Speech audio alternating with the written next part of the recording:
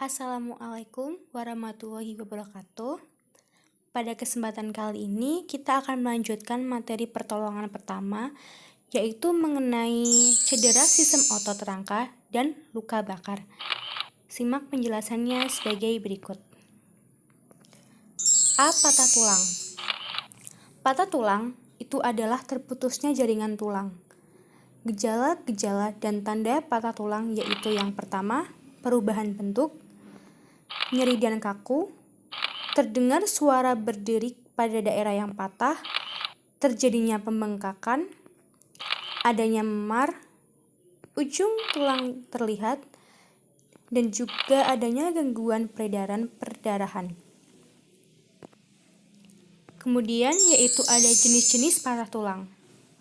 Patah tulang itu dibagi menjadi dua, yaitu patah tulang terbuka dan patah tulang tertutup. Patah tulang terbuka itu adalah bagian tulang yang patah berhubungan dengan udara luar. Sedangkan patah tulang tertutup itu bagian tulang yang patah itu tidak berhubungan dengan udara luar. C. Yaitu ada penanganan patah tulang. Penanganan patah tulang sendiri itu biasanya dilakukan dengan pembidaian. Macam-macam bidai. Yang pertama, bidai keras. Contohnya yaitu ada bidai kayu, bidai tiup, dan bidai vakum. Yang kedua, ada bidai yang dapat dibentuk. Contohnya bidai vakum, bantal, selimut, karton, dan juga bidai kawat.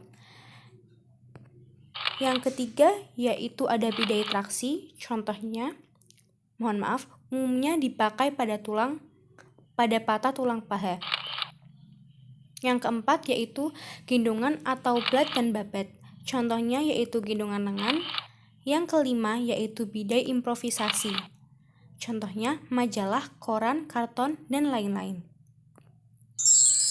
Kemudian ada cerai sendi atau disebut juga dengan dislokasi. Cerai sendi adalah keluarnya kepala sendi dari mangkok sendi. Penyebabnya yaitu sendi terenggang melebihi batas normal sehingga kedua ujung tulang terpisah pada tempatnya. Kemudian gejala dan tandanya yaitu secara umum berupa gejala dan tanda patah tulang yang terbatas pada daerah sendi. Kemudian yang selanjutnya ada terkilir otot atau strain. Terkilir otot adalah robeknya jaringan otot pada ekor otot atau tendon karena teregang melebihi batas normal. Penyebab yaitu umumnya terjadi karena pembebanan secara tiba-tiba pada otot tertentu. Hal ini sering terjadi pada cedera olahraga karena latihan peregangan tidak cukup, latihan peregangan tidak benar, teregang melampaui kemampuan, dan juga gerakan yang tidak benar. Gejala dan tandanya yaitu nyeri yang mendadak pada daerah otot yang tertentu, kemudian nyeri menyebar keluar disertai kejang dan kaku otot, dan juga bengkak pada daerah cedera. Kemudian ada terkilir sendi atau sprain. Terkilir sendi adalah robek atau putusnya jaringan ikat sekitar sendi karena sendi teregang melebihi batas normal. Penyebabnya yaitu adalah karena terpeleset dan juga karena gerakan yang salah. Gejala dan tanda yaitu bengkak, nyeri gerak, nyeri tekan, dan warna kulit merah kebiruan. Kemudian ada cedera alat gerak. Cedera alat gerak itu ada bermacam-macam. Yang pertama ada cedera bahu, kemudian ada cedera patah tulang lengan atas, kemudian ada cedera patah tulang lengan bawah, cedera tangan dan jari, cedera tulang paha atau patah tulang paha, kemudian cedera lutut, patah tulang tungkai bawah, dan juga kemudian pada kesempatan kali ini kita akan membahas mengenai materi luka bakar. Luka bakar sendiri itu adalah kerusakan pada kulit yang sering disebabkan oleh panas dan bisa sangat menyakitkan hingga mengakibatkan gejala seperti kulit memerah, kulit mengkelupas, luka melepuh, kulit hangus, pembengkakan. Penyebab luka bakar yaitu ada bermacam-macam. Yang pertama, karena suhu panas. Biasanya disebabkan oleh api, uap cairan, atau benda yang panas. Kemudian yang kedua adalah karena listrik. Ini itu biasanya disebabkan karena terkena arus listrik ataupun petir. Yang ketiga yaitu karena suhu dingin. Umumnya muncul karena kulit terkena air, angin, atau kondisi dingin.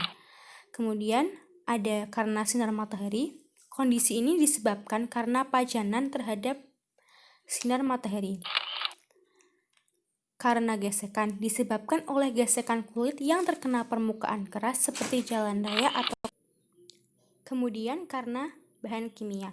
Biasanya disebabkan karena bersentuhan dengan bahan kimia, rumah tangga, atau industri.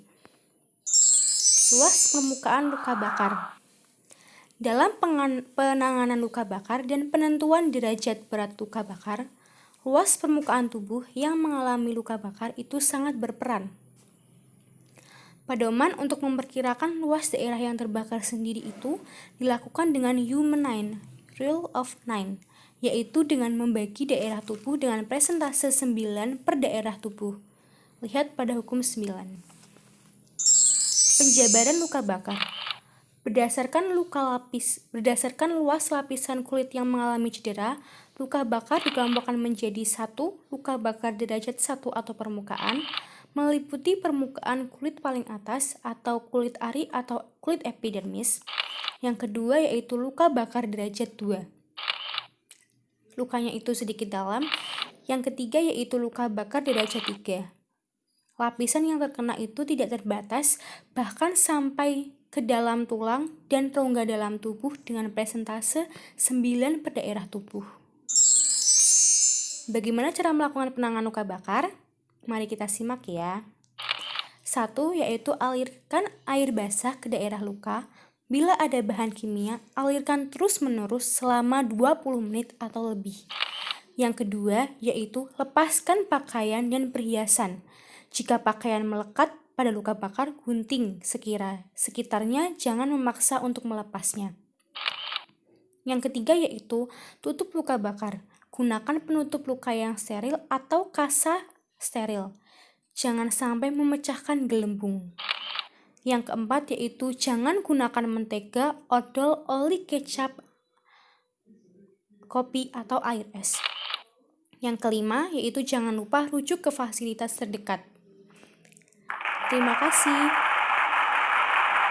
Itu saja yang dapat kami sampaikan pada kesempatan kali ini. Semoga bermanfaat bagi adik-adik semua ya, dan jangan lupa tetap semangat dalam mengikuti ekstra. Terima kasih atas perhatiannya. Wassalamualaikum warahmatullahi wabarakatuh.